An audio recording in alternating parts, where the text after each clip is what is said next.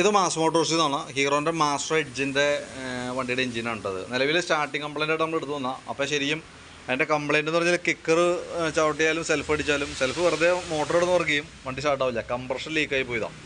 അപ്പോൾ compression leak എന്ന് പറയുമ്പോൾ നമുക്ക് ആ ഫയറിങ്ങിൻ്റെ ഭാഗത്താണ് അതിൻ്റെ പ്രോബ്ലം വരാം. നമ്മൾ അയച്ച് ചെക്ക് ചെയ്ത് വാൽവിൻ്റെയാണ് ലീക്ക് കേട്ടോ, വാൽവ് ലീക്കായേക്കാണ്. അപ്പോൾ ജസ്റ്റ് ഞാൻ അതിൻ്റെ ഒരു ഡെമോ കാണിച്ചു തരാം.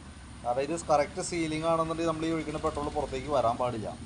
അപ്പോൾ ഇതിനകത്തേക്ക് നോക്കുമ്പോൾ നമ്മളിപ്പോൾ പെട്രോൾ ഒഴിക്കുമ്പോൾ തന്നെ ഇവിടെ ലീക്കായിട്ട് പുറത്ത് വരാണ് കണ്ടോ. അപ്പോൾ അതിൻ്റെയാണ് കംപ്ലൈൻറ്റ് കാണിക്കുന്നത് കേട്ടോ. അപ്പോൾ ശരിക്കും നമുക്ക് ആ വാൽവ് മാറ്റിയിട്ട് സീറ്റ് ചെയ്താലാണ് അത് റെഡിയായി കിട്ടുള്ളൂ. വാൽവ് സീറ്റ് ചെയ്യണം. അതേപോലെ തന്നെ നമ്മൾ പഴിക്കുമ്പോൾ സ്വാഭാവികമായിട്ടും ആ പിസ്റ്റൻ്റെ റിങ്സ് അടക്കം മാറ്റിയിട്ട് നമുക്ക് റീസെറ്റ് ചെയ്യാം. 2 വാൽവ് ലീക്ക് ചെയ്തണ്ട. അപ്പോൾ 2 വാൽവ് മാറണം. അതേപോലെ തന്നെ ഈ പിസ്റ്റൺ അയച്ചിട്ട് മൊത്തം കരിയുണ്ട്, നല്ല രീതിയിൽ കാർബണാണ് അതിൻ്റെ ഉള്ളിൽ, പൊടിഞ്ഞു പോകുന്ന ടൈപ്പ് കാർബണാണ്.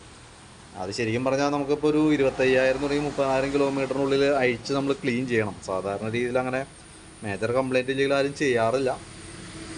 അപ്പോൾ ഇത് നമുക്കിപ്പോൾ എന്തായാലും ചെയ്യാണ്ട് മാറുകയില്ല, ഓൾറെഡി കംപ്ലൈൻ്റ് ആണല്ലോ.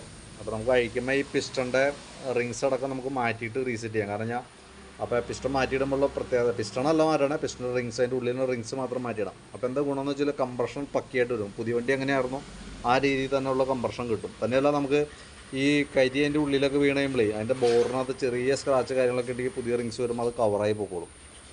കാര്യമായിട്ടുണ്ടെങ്കിൽ പറ്റില്ല, ചെറിയൊരു സ്ക്രാച്ചൊക്കെ ഉള്ളെങ്കിൽ അതിനകത്ത് ക്ലിയർ ആയിക്കോളും. ഇതിപ്പോൾ നല്ല ലീക്ക് ആയതാണ്ടോ, അതാണ് ആ കംപ്ലയിൻറ്റിൻ്റെ കാരണം കേട്ടോ. അപ്പോൾ നമുക്ക് പിന്നെ ഇത് ലൈറ്റി കൊടുത്തിട്ട് വേണം നമുക്ക് അതിൻ്റെ വാൽവൊക്കെ സീറ്റ് ചെയ്തെടുക്കാനായിട്ട്. 2 വാൽവ് മാറ്റണം. 2 വാൽവ് മാറ്റിയതിന് ശേഷം ലൈറ്റി കൊടുത്ത് സീറ്റ് ചെയ്ത് മേടിക്കണം.